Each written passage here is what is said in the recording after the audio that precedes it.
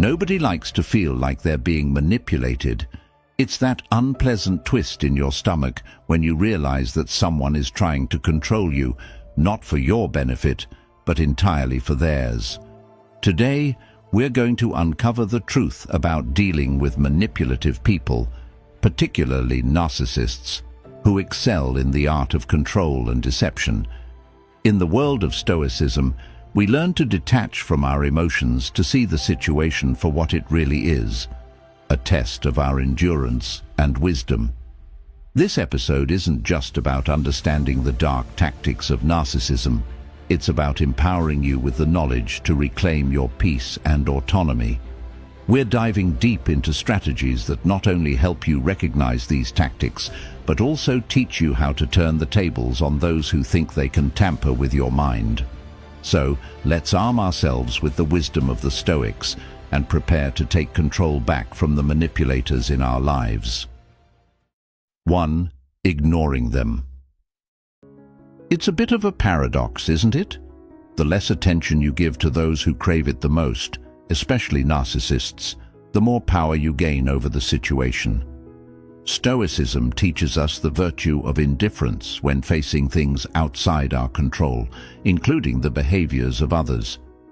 By choosing to ignore a narcissist, you're not just taking a passive stance, you're actively deciding where to allocate your energy.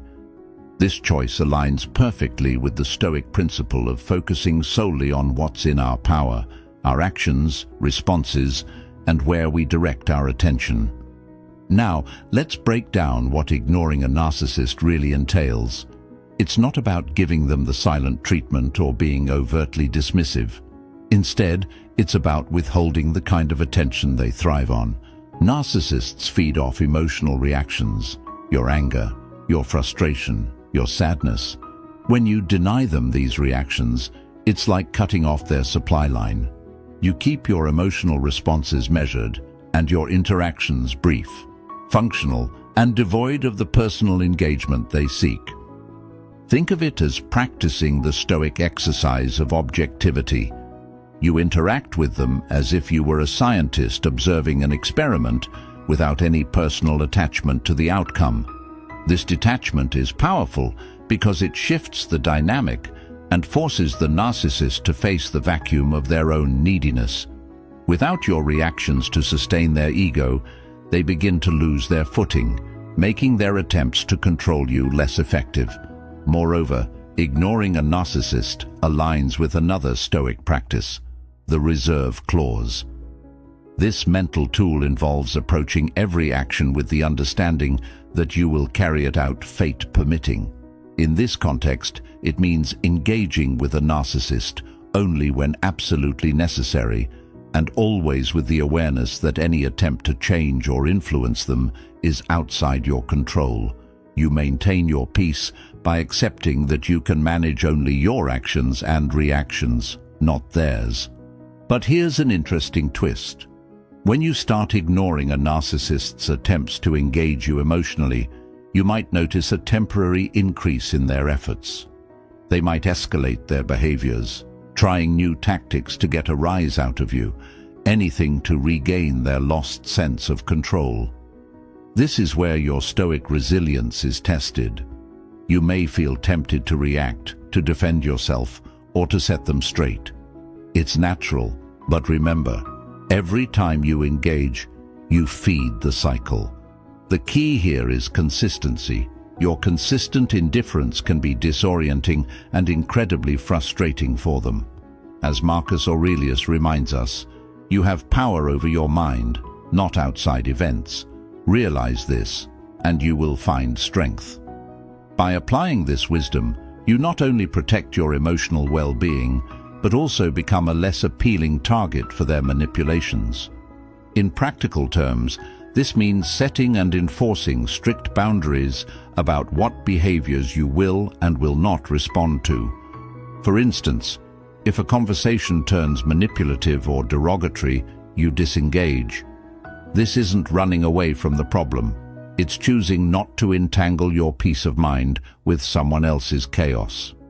Over time, this approach not only lessens the impact a narcissist can have on you, but also reinforces your own sense of autonomy and respect for your mental space.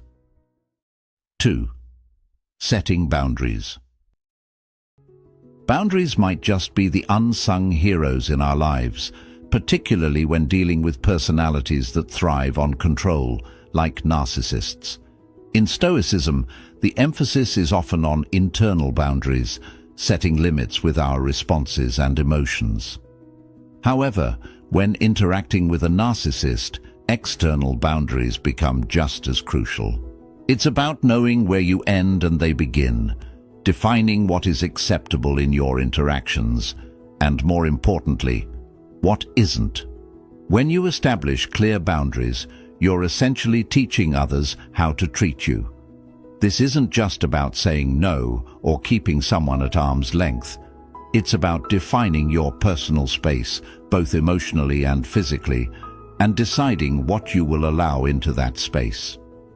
For narcissists, who often see others as extensions of themselves rather than separate individuals with distinct needs, this can be incredibly disorienting, and that's exactly why it's effective. Let's consider the Stoic idea of focusing only on what we can control. You can't control a narcissist's actions, but you can control how you respond and what you accept. Setting boundaries is a proactive approach to managing your interactions.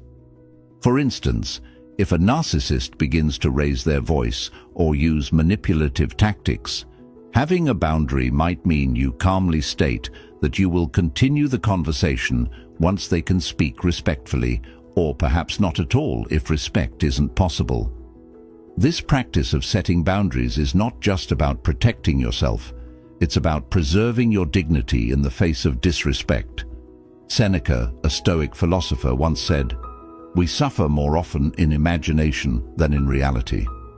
In the context of dealing with narcissists, this can mean we fear the conflict that setting boundaries may bring more than the actual outcome of setting them. But once those boundaries are in place, they serve as a fortress, protecting your mental well-being.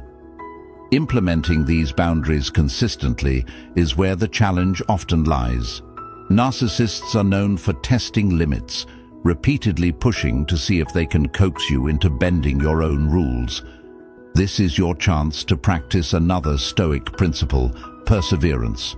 Every time you reinforce your boundaries, you strengthen your resolve and reinforce your self-respect. This doesn't mean being rigid or inflexible. It's about being firm and clear in your convictions. An essential part of setting boundaries is also knowing when to enforce them. It's one thing to tell someone what your boundaries are. It's another to act on breaches of those boundaries. Let's say a narcissist tries to guilt you into doing something you're uncomfortable with. Enforcing your boundary might involve reminding them of your stance, disengaging from the situation, or even seeking external support if the breach is severe. This enforcement tells the narcissist that your boundaries are not just words, they are non-negotiable lines that must be respected. Setting boundaries with a narcissist, or anyone really, is a profound act of self-care. It's not about control or power over another. It's about asserting your right to control your own space and interactions. As Marcus Aurelius puts it, if you are distressed by anything external, the pain is not due to the thing itself, but to your estimate of it, and this you have the power to revoke at any moment. By setting and maintaining boundaries, you reclaim this power, shaping your environment in a way that allows you to live in accordance with your values and peace of mind. 3. Withholding validation. In the dance of interpersonal relationships, the currency of validation can often be the most potent. Everyone likes to feel appreciated and valued, but when you're dealing with a narcissist, the dynamics of validation take on a whole new level of complexity. Narcissists don't just enjoy validation, they seem to need it to fuel their sense of self-worth. But here's a little secret from the Stoic toolkit. When you choose to withhold this validation, you're not being cruel. You're practicing a form of emotional economy, spending your energy wisely and protecting your own resources. Think about it this way. If a narcissist's ego is a fire, every compliment you give or acknowledgement you offer is like adding a log to that blaze.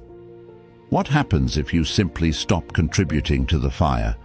Without your fuel, it starts to die down. This isn't about punishment or spite.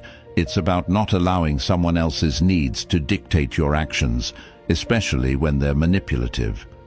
Stoicism teaches us the value of detachment and emotional independence. By withholding validation, you're not just distancing yourself from their manipulative tactics, you're also fostering your own emotional autonomy. This approach doesn't mean you become cold or unkind. Instead, it involves a conscious decision to engage with authenticity. When a narcissist seeks validation for their achievements or fishing for compliments to boost their ego, you maintain neutrality. You can acknowledge their statements without feeding into their need for excessive praise. For example, if they boast about an achievement, a simple, "I see you worked hard on that" can suffice. It's straightforward, honest, and doesn't add unnecessary fuel to their ego. Applying this in daily interactions requires consistency and a bit of courage. The initial reaction from the narcissist might be one of confusion or even increased attempts to elicit the desired praise from you. Here, the Stoic practice of remaining unmoved by external pressures is crucial. Marcus Aurelius wrote, "You have power over your mind, not outside events. Realize this, and you will find strength." This strength helps you remain steadfast, not swayed by attempts to pull you back into old patterns of constant reassurance. Moreover, withholding validation is about resetting the balance in your relationships. It's a recalibration that allows for healthier interactions, where your approval is not expected to be automatic or unearned. This shift can lead to a more genuine connection, where interactions are based on mutual respect, rather than a skewed dynamic of neediness and fulfillment. For those new to this approach, start small. Begin by observing how often you offer validation and in what contexts. Are there moments when you feel compelled to compliment because it feels expected, even if it's not sincere? Gradually, work on reducing these instances, focusing on being genuine in your interactions. Remember, the goal isn't to deprive someone of kindness, but to stop participating in a dynamic that is unbalanced and unhealthy.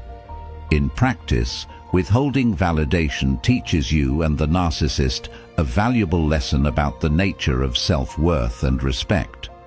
It shows them that their value should not be dependent on others' constant approval, and it teaches you that your worth is not tied to how much you bolster someone else's ego. This mutual understanding can lead to deeper, more meaningful relationships founded on respect rather than validation seeking. 4. Maintaining confidence. Confidence isn't just about walking into a room with your head held high. It's a profound expression of knowing your worth and owning it, irrespective of external validations. This inner belief is pivotal when navigating the tricky waters of relationships with narcissists, who often prey on perceived weaknesses. Stoicism offers a treasure trove of wisdom on cultivating such unshakable confidence, emphasizing the importance of being grounded in one's own values and judgments, rather than the fluctuating opinions of others. True confidence stems from a clear understanding of one's virtues and a commitment to living in alignment with them. For a Stoic, this means developing qualities like wisdom, justice, courage, and moderation. When you nurture these virtues, your confidence grows naturally because it is rooted in something enduring and not just the superficial approval of others, which can be fickle and fleeting. In interactions with a narcissist, this type of confidence can be your best defense, acting as a shield against their attempts to undermine your sense of self. Imagine facing a narcissist's critique or manipulation not as a personal attack, but as a test of your Stoic principles. They might say something designed to make you doubt your abilities or worth. A Stoic approach involves stepping back and examining these claims objectively, asking yourself whether they align with your understanding of yourself and your values. If they do not, then these comments can be dismissed as irrelevant noise, not worth disturbing your inner peace. This process of internal validation is essential.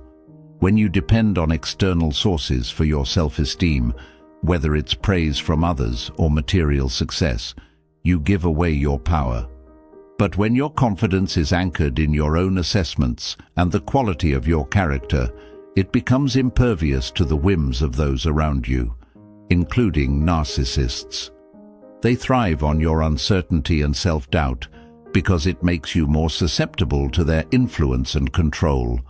By maintaining your confidence, you effectively close off a vital avenue they might exploit to destabilize you.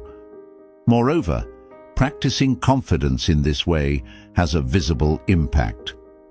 There's a certain aura that comes with genuine self-assurance.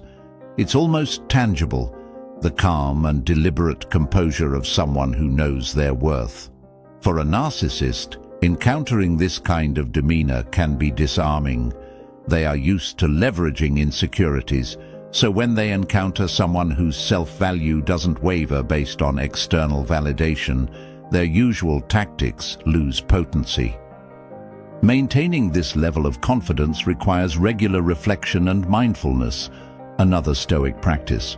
By regularly examining your actions and motivations and aligning them with your core values, you reinforce your self-awareness and, by extension, your confidence. This doesn't mean you won't have moments of doubt or uncertainty. Those are natural and human. However, the Stoic practice of reflection helps you to navigate these moments without losing sight of your broader virtues and worth. To start strengthening your confidence today, engage in activities that reinforce your values and personal growth. Set goals that challenge you and reflect on your progress towards them. Celebrate the small victories, not because of the accolades they might bring, but because they represent another step towards becoming the person you strive to be. Over time, this builds a robust sense of self that is not easily shaken by anyone, let alone a narcissist. 5. Thriving independently. One of the most empowering realizations you can come to is that your happiness and success do not hinge on anyone else, especially not a narcissist. This idea of thriving independently isn't just about solitude or self-sufficiency. It's about cultivating a life that is so full and rich that the presence or absence of any one person doesn't make or break your sense of fulfillment.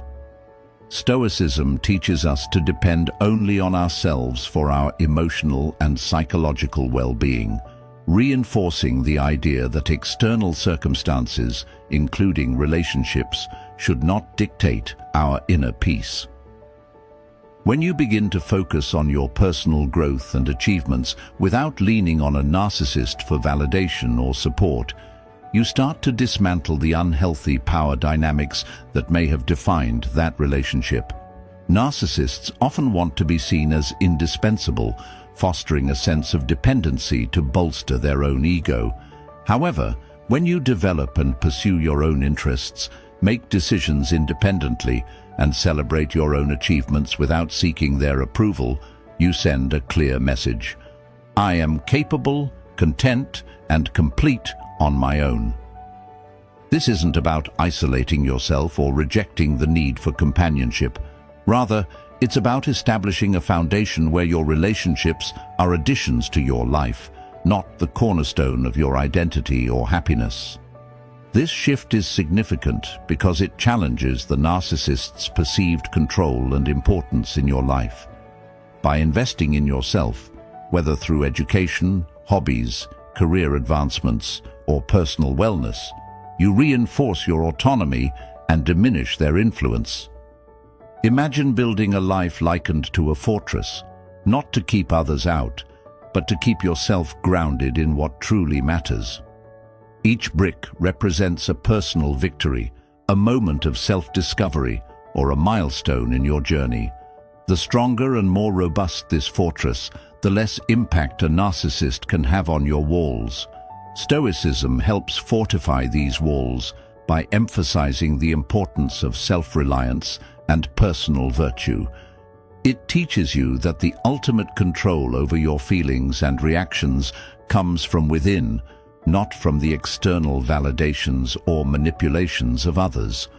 Moreover, thriving independently involves cultivating a mindset that embraces challenges as opportunities for growth. Stoic philosophy encourages us to view obstacles as tests of our character and resilience. Each challenge you overcome on your own not only builds your confidence, but also lessens the emotional grip a narcissist might have on you. You begin to see yourself as a capable and strong individual, not as a victim of someone else's whims. To truly thrive, start by setting goals that reflect your values and aspirations, not those imposed by others. Celebrate your progress and learn from setbacks without tying your self-esteem to the outcomes. Engage with communities that support and uplift you, and prioritize connections that foster mutual respect and genuine interaction. Each of these steps enhances your sense of self and reinforces your independence. Thriving independently also means being able to enjoy solitude. It's about finding joy and contentment in your own company, recognizing that being alone does not mean being lonely. This realization is incredibly empowering in the context of dealing with a narcissist, because it breaks the myth that you need their presence to feel complete or valued.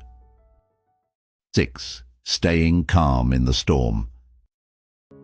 Navigating the turbulent waters that narcissists often create around them can feel like being constantly caught in a storm. The key to not just surviving but thriving in such conditions. Staying calm, something easier said than done, right? But here's where the ancient wisdom of Stoicism can be your anchor. The Stoics teach us the art of equanimity, the ability to remain peaceful and composed, regardless of the chaos swirling around you. By mastering this art, you can turn what seems like a disruptive force into a test of your resilience and growth. Staying calm in the face of a narcissist storm isn't about suppressing your emotions or pretending that the provocations don't affect you. Instead, it's about recognizing these attempts for what they are: strategies designed to unseat your balance and assert control. Stoicism provides a powerful framework here, emphasizing control over one's reactions rather than the situation itself. When you respond with calmness, you retain your power and deny the narcissist the emotional response they seek. Consider the image of a deep-rooted tree standing firm amidst a howling wind. The tree bends and sways, but does not break because its strength lies not in rigidity, but in its groundedness and flexibility. Similarly, when you stay calm, you become like that tree, flexible yet unbreakable, allowing the winds of narcissistic chaos to pass without uprooting your sense of self. This involves observing the situation with detachment, acknowledging your emotions without letting them dictate your actions, and choosing a response that aligns with your values and integrity. This process begins with self-awareness. By understanding your triggers and acknowledging your emotional responses, you can start to see the patterns in how a narcissist tries to engage you. This insight allows you to prepare and decide in advance how you will respond, or if you will respond at all. For example, if you know that a certain type of comment or behavior is designed to provoke anger or anxiety, you can mentally rehearse maintaining your composure and not allowing those words to penetrate your calm exterior. Another Stoic practice that can help here is the principle of amor fati, a love of fate. This doesn't mean you have to enjoy the negativity being directed at you, but rather that you accept it as part of your current experience that can be used for your growth. Viewing challenges as necessary parts of your life's narrative changes the nature of the experience. Instead of an attack, it becomes an opportunity to practice your ability to remain tranquil and composed. Moreover, staying calm also involves physical composure. Deep breathing, mindfulness, and grounding exercises can help maintain a calm demeanor. These techniques not only keep you physically relaxed, but also reinforce your mental commitment to not getting drawn into the drama. They remind you in real time that you have control over your body and your reactions, a fundamental tenet of Stoic philosophy. Finally, practicing calmness is a continual process of engagement with your inner self. It requires you to regularly reflect on your responses, learn from each interaction, and gradually build up your emotional resilience. Each successful instance of maintaining calm not only diffuses the immediate situation, but also builds your confidence in your ability to handle future storms. Thank you for joining me today on Stoic Journal. Remember, the true power in any situation lies not in the chaos around us, but in the calm we maintain within. If you're looking to deepen your understanding and strengthen your Stoic practices, be sure to watch one of the suggested videos on your screen. Together, let's continue to grow and embrace the wisdom of Stoicism in every aspect of our lives. Thank you for being a part of this journey.